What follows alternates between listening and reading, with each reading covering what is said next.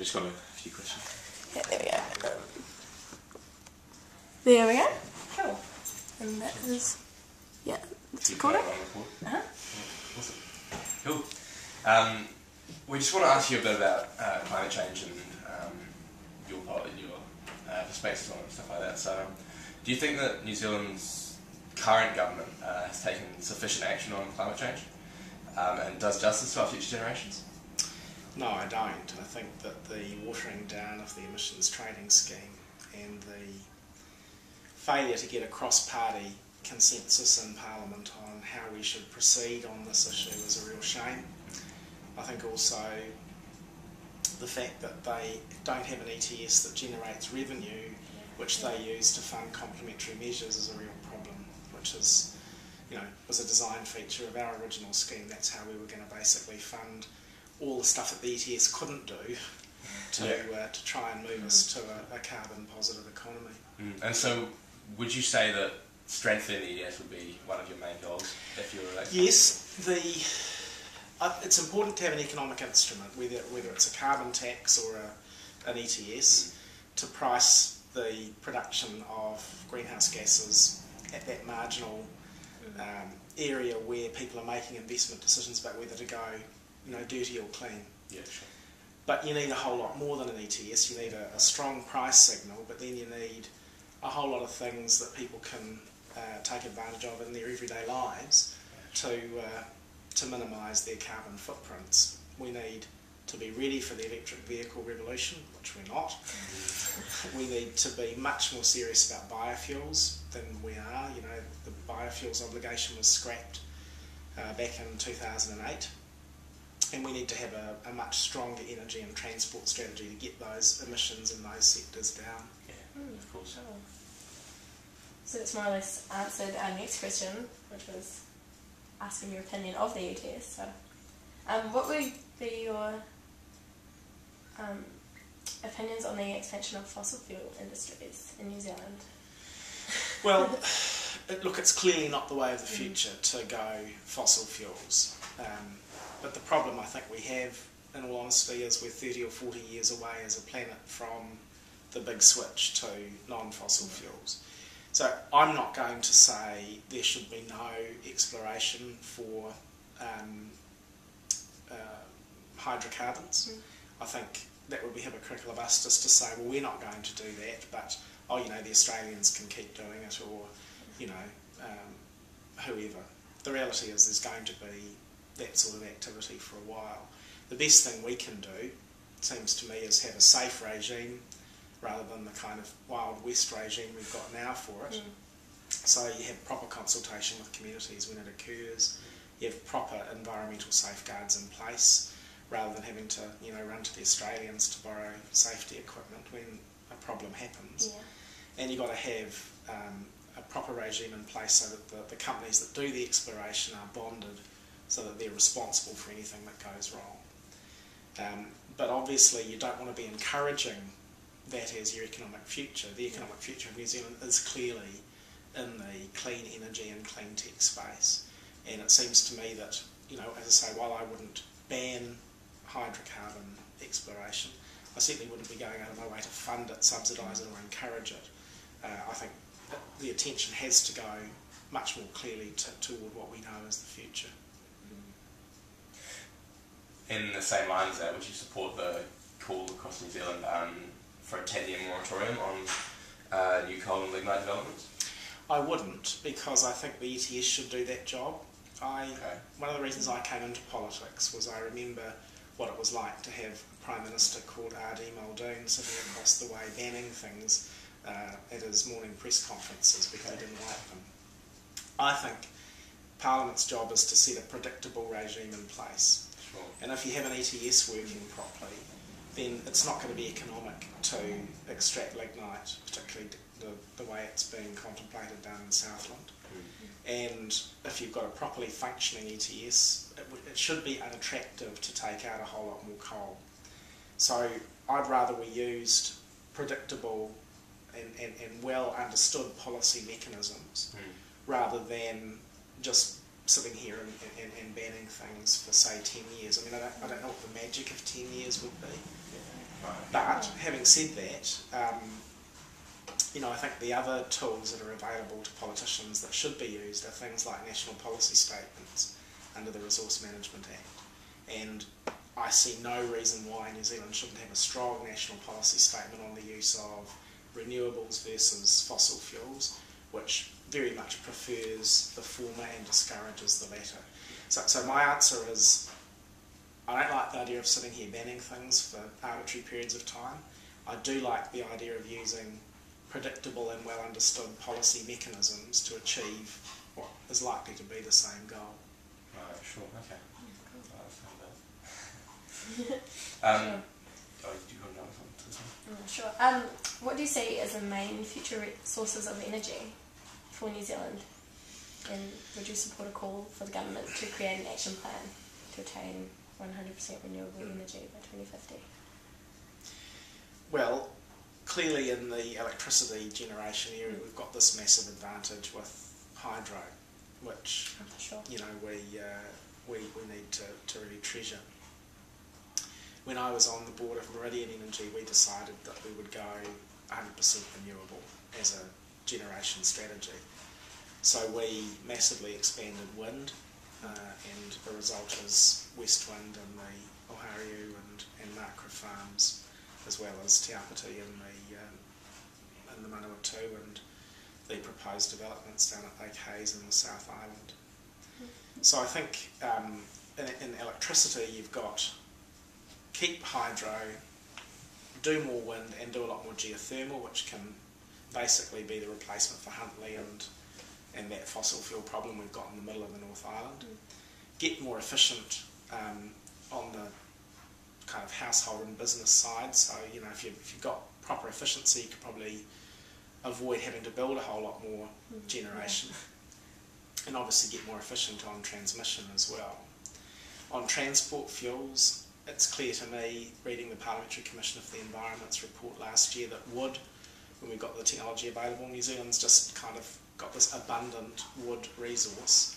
When they can get the right technology to get the cellulose out of the wood, that's clearly going to be a very, very potent source of biofuels for us. That, along with electricity, the renewable electricity resource that I've already spoken about, should be, seems to me, enough to provide us with a renewables future. And if we're careful about it and we have that plan through to 2050, it's pretty exciting. Do you think that's a doable thing to do? I do. Something that if Labour came into power, that you need to structure into a policy statement? Yeah, well, you need to start now. You see, I think, we published an energy strategy in 2007, and it set out the steps that were required to get to 90% renewable baseload generation by 2025. Yeah. And basically, it irks me a bit now to hear Nick Smith say, we're doing it. Well, they're doing it because we put those building blocks in place, we put the ETS in place. Yeah. It doesn't actually matter who claims credit for it. The fact is, it is starting to happen, but unless you keep the plan in place and actually have the steps very clearly set out, you won't achieve it, particularly with a weak ETS and without any other regulation or incentives in place to get there. I was in Mexico at the Cancun conference. I paid for myself to go, and the most embarrassing thing for me was taking the bus from where we were staying to the conference, and you go past these posters saying prepare for the Nissan Leaf or the GM Volt, the two next generation electric cars. Mexico, a developing country that actually has big oil resources, is further along the track than we are to being ready for electric vehicles. And what does that tell you? Yeah. I think the big thing about electric vehicles in New Zealand would be the infrastructure that we don't have to support recharging and things like that. Well, if you think about them as kind of getting around city-type utilities, the way I understand they could work is you could just basically plug them in at night from home, they recharge, and then you can use them in the city around the day. And the question then becomes, well, what do you use for intercity transport? Obviously, in the long run, that's where you could have your biofuels cutting in. But you know, there isn't even a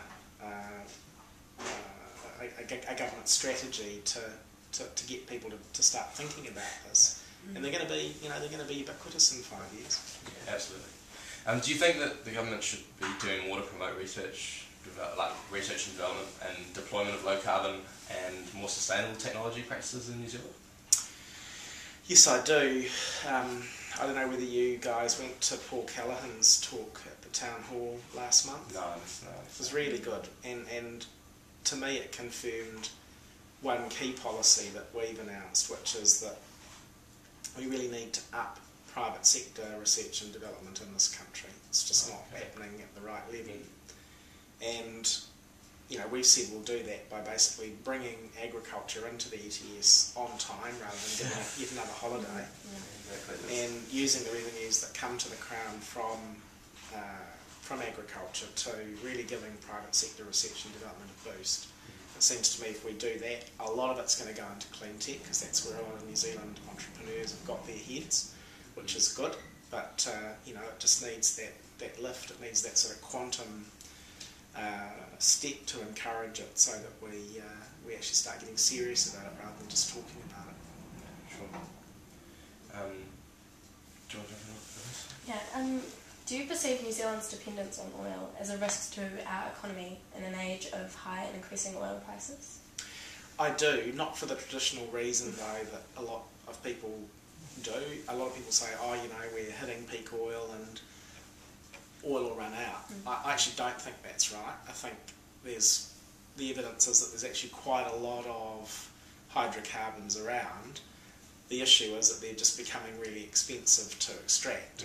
Well, they're saying that it's the end of cheap oil, which is... I think that's actually the key point. Absolutely.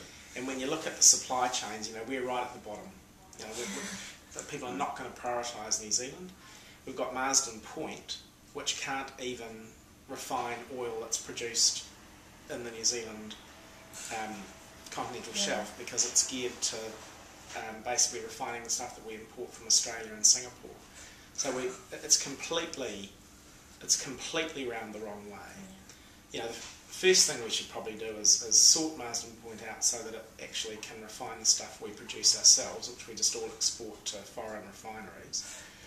And then that provides us with a bit of security while we then look at how we switch away from this addiction to hydrocarbons and onto renewables. I think if you had that sort of energy strategy in place, it would be a logical way to make that switch. But you don't see that sort of thinking from unfortunately. So would you support the reallocation of spending on new roads towards low carbon public transport initiatives? Well, when we were in office, we increased public transport funding from, I think it was some extraordinary amount, was 10 times greater than it was in 2008 when we left office than it was in 1999 when we went in. But it still wasn't enough. You've got to keep investing in public transport. We're starting to see some of the benefits now in Wellington with the new trains coming on board, with the improvements to the Johnsonville line and the double tracking up the coast. But it's got to be a commitment for investment every year. Now, would I do that instead of building roads? I think that's the key question. I think you want to see more spending in public transport, and probably if you're looking at priorities, it's got to be a priority. Do I think that roads are either going to become unnecessary? No, because I think people are going to want to be using personal electric and other vehicles for convenience's sake. But you certainly need that public transport infrastructure. And you certainly need to be investing more in it than we do. I've got a lot of interest in that. I might come back to it at the end if we've got time. Yeah. But in Ohariu, if you were elected, what actions would you take to enable the community to increase their understanding about climate change and reduce emissions of oil through oil? So I think the biggest thing that could practically be done in Ohariu is improve the public transport system. And it wouldn't take a whole lot of things to be done in the short term to make quite a quantum leap in an improvement. If you had a few things like some decent park and rides at strategic places, so people could, if they have to drive a little way to a park and ride from home and then get the train in, if we looked at Johnsonville, for example, people love the Johnsonville line, but it doesn't run frequently or reliably enough. And there's New Zealand's rail. That's right. And there's if it's raining, you get soaked if you try to go from a train to a bus because there's no decent interchange facility there. Well, how difficult would it be after all these years to fix that? Ohariu will be the last suburb in Wellington to get the real-time information on bus stops and trains, even though it's got the 3 lines coming through it, and it's probably the place where more people use and would use public transport than anybody if it were anywhere if it were convenient. So it seems to me it's sweating the little stuff and actually making what is quite a good public transport backbone even better with a few small but significant improvements to start with. So people then start thinking, it's actually easy to use public transport. Instead of having the buses packed from Chewton Park and Newlands at peak time and then having those big buses run empty on off-peak times, why not start negotiating with the bus companies and saying, look, we want you to start equipping your fleets so that they're appropriate. You might be running 2 big buses on a route in succession at peak time, and then you might be running small feeder services at non-peak times. And the other thing is, this was raised with me yesterday out by a lady out in Tawa, you cannot get a bus or a train or any sort of public transport from many of the northern suburbs directly to the hut. You've got to go into Wellington and then out. Well, this sort of stuff. Is it logistically though? Is it easy to do? You'd need to.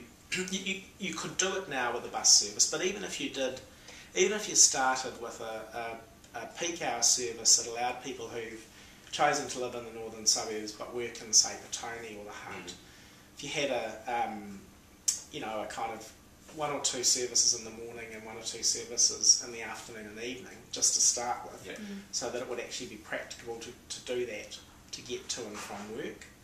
But there's not even that at the moment, and one of the problems is the people who plan these services don't end up having to use them very much. So I think my own view is, in Ohariu, you raise consciousness by getting public transport improvements in place. Probably the other thing that would make a huge difference would be really lifting our ability to minimise waste. We've got the Waste Minimisation Act, we've got the digital TV switch on in September next year. People have got an immediate need now to get rid of their old analogue TVs, but what do? They have to pay $20 if they want to take them to a recycling centre. Most people won't do that. I suspect they'll either dump them illicitly or they'll just sit in garages. And wait around for the inorganic. Yep, wait around for the inorganic collection. If we had a product stewardship scheme under the Waste Minimisation Act, where you put a small levy on the cost of a new TV with all the competition, you probably wouldn't notice a $20 or $30 or $50 levy built into the price.